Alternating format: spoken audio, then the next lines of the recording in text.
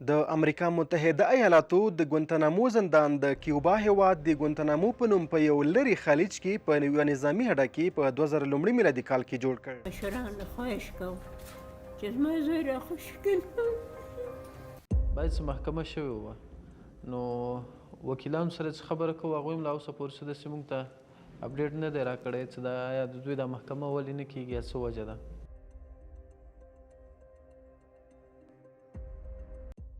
پاکستان تاسو ته معلوم دی که نه چې فقط د پیسو په مقابل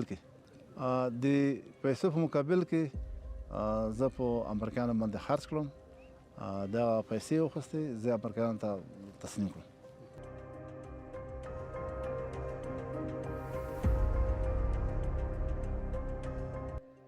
The war in Afghanistan is now over.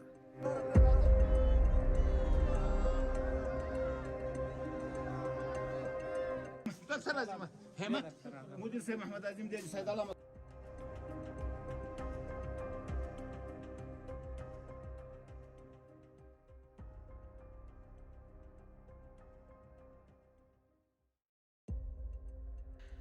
دا د 2002 میلادي کال د جنورۍ میاشت ده. د امریکا پخوانی ولسمشر بوش د سپټمبر د 11مې 4 ورځې وروسته وینا کوي. My fellow citizens, events in Iraq have now reached the final days of decision. د امریکا حکومت د لاتینی امریکا په یو لرې خلیج کې د ګونتنامو په نوم د یو زندان د تاسیس ډبره کېښوده. دا 2000 لومړی کال دی. دا زندان د نړۍ تر ټولو خطرناکو زندانونو له منځه یو دی چې 280 زندانیان پکې ساتل کېږي چې په دوی کې یو شمېر زندانیان افغانان هم دي چې د جمهوري حکومت په مهال په افغانستان کې نیول شوي وو او بیا د گونتنامو تر کرغیړن زندانه رسیدلی وو. جرم یگانه ما مسلمان بودن بود و شاید همین سوال در ذهن هر کس بگرده که مسلمان هم دیگر زیاد بودن چطور شما را دستگیر کردن. بعد از مسلمانی جرم ما البته به نظر از اونا ای بوده که در مقابل از اونا استادگی کردیم و اشغال از اونا را قبول نکردیم. داسې ویل کېږي چې عبدالرحیم د ګونتنامو په زندان کې وروستی افغان بندي دی چې اوس هم په نوموړي زندان کې د بند سختې شپې سبا کوي. د 52 کلن عبدالرحیم د کورنۍ په وینا چې وایي عبدالرحیم وروستی افغان بندي دی چې په ګونتنامو کې لا هم بندي دی. د نوموړي کورنۍ په وینا عبدالرحیم د پاکستان په لاهور ښار کې د پاکستاني پولیسو لخوا پرته له جرمه نیول شوی دی چې څه موده وروسته نوموړی ګونتنامو زندان ته وړل شوی دی. زموږ والد صاحب چې دی هغه په لاهور کې ګرفتار شو. زموږ یو ورځ داسې پروګرام چې زموږ خپل والد صاحب سره داسې یو ټور ته موږ تلو نو بس اندې کې یو دمي د پاکستان او که الله اعلم کوم ملک هغه استخباراتو که یا د هغې چې کوم کسانو هغوی راغله زموږ والد صاحب یې ونیو 2009 کې. وکیلانو سره چې خبره کوو هغوی هم لا اوسه پورې څه داسې موږ ته اپډیټ نه دی راکړی چې دا آیا د دوی دا محکمه ولې نه کېږي یا څه وجه ده.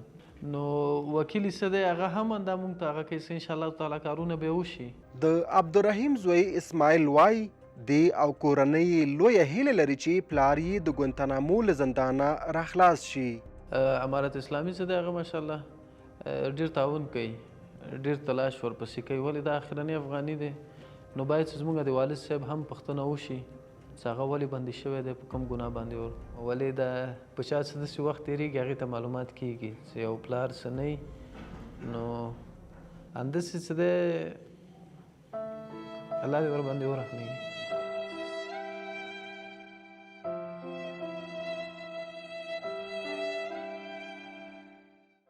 امریکا د حکمرانانو مشرانو خواهش کوم چې زما زوی راخوشي کړي.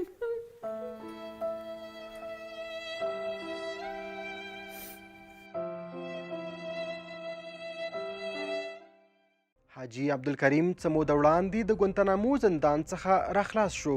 نوموړی د پاکستاني پولیسو لخوا په 2000 لومړي میلادي کال کې ونیول شو چې څه موده وروسته پاکستاني پولیسو نوموړی د امریکا پوځیانو ته وسپاره. د امریکا پوځ عبدالکریم په 2003 میلادي کال کې ګونتنامو ته واستاوه. نوموړی 14 کاله وروسته له ګونتنامو زندانه د عمان په نوم هیواد ته تبدیل شو.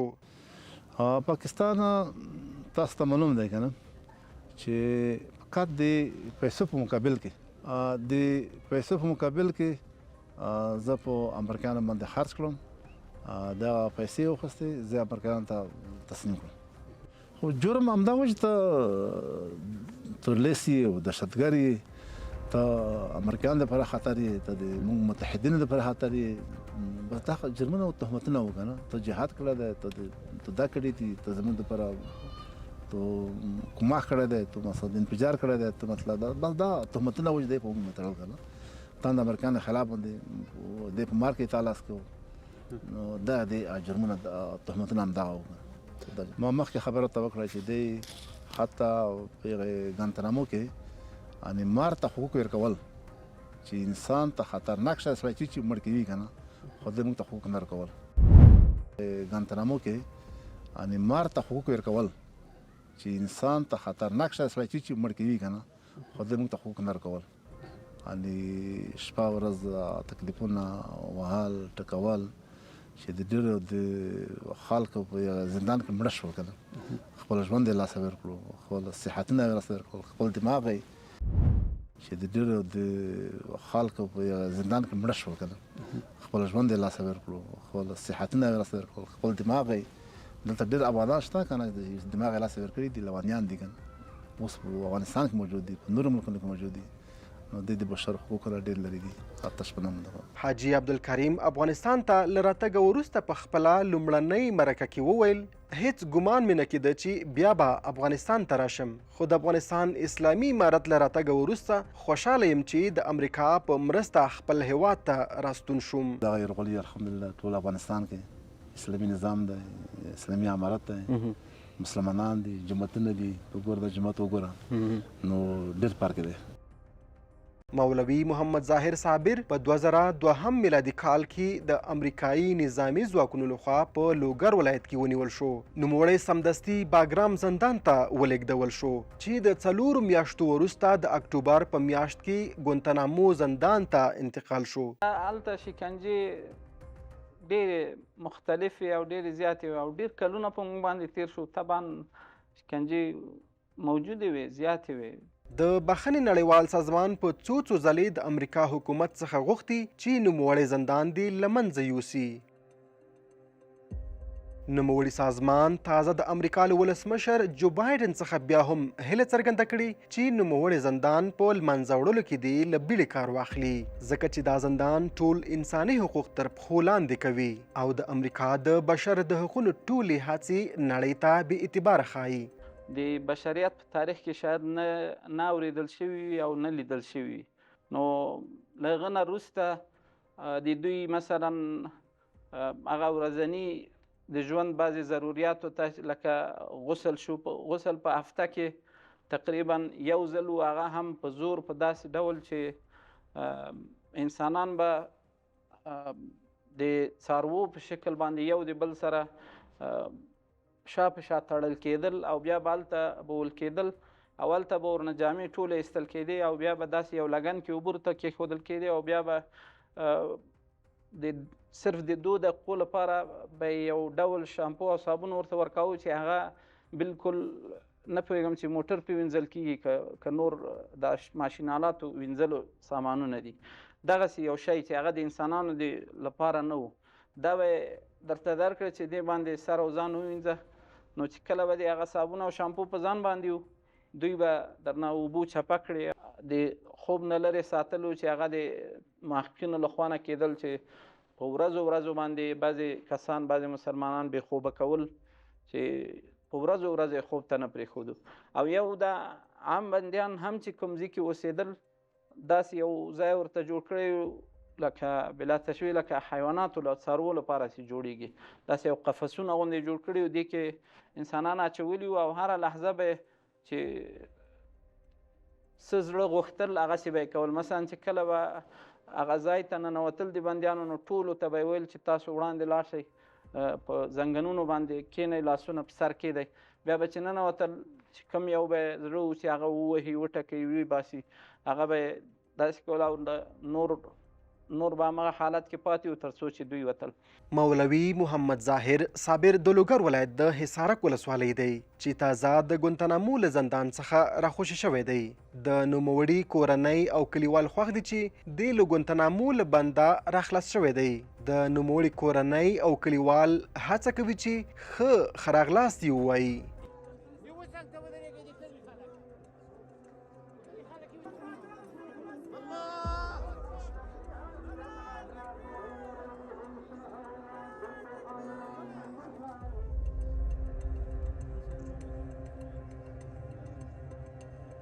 دلته د اسلامي سپېڅلي ښکلي نظام د منځته راتلو نعمت دی. دا به ټول چې حسابوو تر حسابه تیر دي، لکه الله جل جلاله چې فرمایلي وإن تعدوا نعمة الله لا تحصوها إن الله غفور رحيم. د پنشیر ولایت والی حافظ محمد آغا حکیم د مولوي محمد ظاهر صابر له نږدې دوستانو څخه دی. نوموړی د خپل نږدې دوست په راخوشي کېدو کې له زړه خوشحاله دی. زه مولوي صاحب ظاهر او د جماعت په آخر کې حاجي صاحب عبدالمالک چې د غزني ولایت اوسېدونکی ده او راسره څو نور مجاهدین چې د کابل ولایتو او د مختلفو ولایتونو وو، مشوره مو وکړه چې څه کوو، کومې خواته ځو. وطن اشغال سو، صلیبیان راغله او مقدسات د پښو لاندې شول، د مسلمانانو اعراض او ناموسونه د پښو لاندې شول، لوټ کېږي. څه وکړو؟ موږ او تاسې هم کومې خواته وتښتو که نه د الله رب العزت د فریضې ته لبیک ووایو. دا چې د مسلمانانو یوه لویه ځمکه د کفارو د خوا نه اشغال کېږي او غصب کېږي، د هغې ځمکې د خلاصون او د هغو مؤمنانو چې د هغه اشغال لاندې ژوند تیري، د هغوی آواز ته لبیک ویل او د هغوی په مقابل کې جهادي مبارزه کول، دا د ټولو فقهاو په اتفاق باندې فرض عین ده دغه جهاد.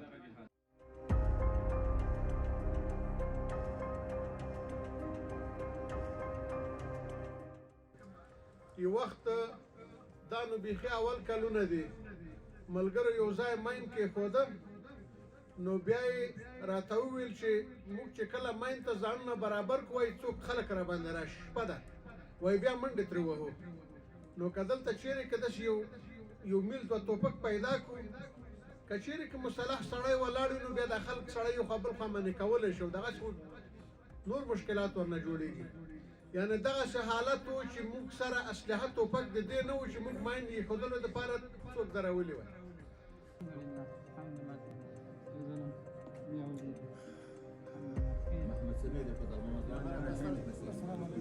الحمدلله شکر دا کومه نن ورځ کومه خوشحالي چې ده په دې باندې موږ د دې شکرانګي دوسه ادا کولی، الله دې لښکر راضي شي. بل چې په کومه ورځ باندې دی مثال کوم تکلیف کوم زحمت چې تېر شوی او دی بوبو په ورځ باندې تقریبا د امریکایانو 60 تیارې وي. همدارنګه حاجي عبدالکریم د خوست پر لور د حرکت په حال کې دی ترڅو خپل کور ته وروسته له 22 کلن ځنډه ستون شي. نوموړي ته هم خپل بې شمېره کلیوال او خپلوان مخې ته راغلي دي ترڅو ښه استقبال او هرکلی یې ووایي. کلیوال او خپلوان یې خوښ دي چې نوموړی 22 کاله وروسته ویني.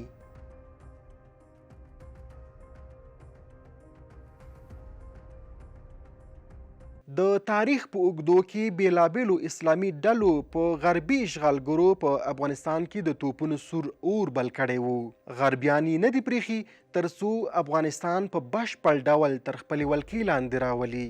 له 2000 میلادي کال راهیسې د اسلامي امارت مجاهدینو بیا هڅه وکړه چې د امریکا په واسطه جوړ شوی جمهوریت د محمد اشرف غني په مشرۍ له منځه یوسي.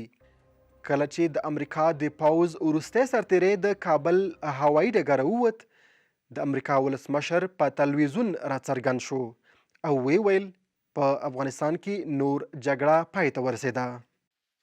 The war in Afghanistan is now over. I'm the fourth president who has faced the issue of whether and when to end this war. That's because the Taliban are now in control of more of Afghanistan since 2001.